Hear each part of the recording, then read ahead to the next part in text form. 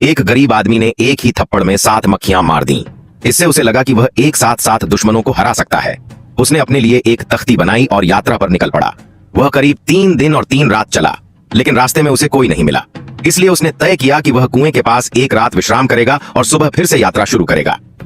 रात को एक राक्षस पानी भरने आया और जब उसने उस तख्ती पर लिखा देखा एक साथ 7 को हराने वाला, तो वह डर गया। उसे लगा कि यह आदमी कोई अजेय योद्धा है, इसलिए उसने तय किया कि उसे जगाना नहीं चाहिए। लेकिन गरीब आदमी जाग गया।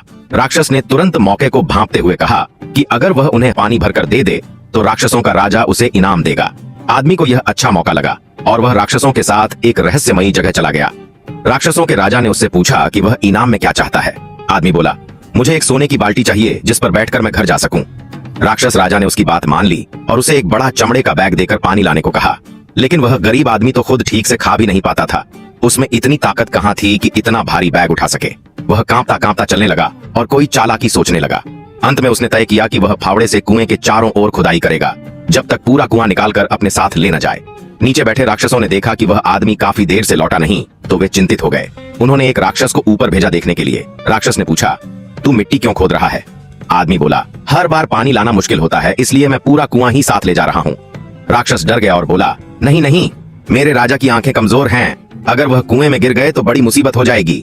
फिर उसने आदमी से कहा कि वह जंगल से लकड़ी काट कर लाए। जब वह वहां पहुंचा तो राक्षस पहले से ही वहां मौजूद था।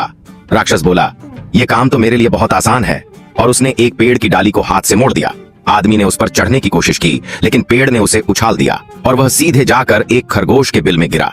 उसने भागते हुए खरगोश को देखा और उसके पीछे दौड़ा और फिर राक्षस से बोला, मैंने पूरे जंगल को पार किया खरगोश को पकड़ने के लिए, लेकिन वो फिर भी भाग गया।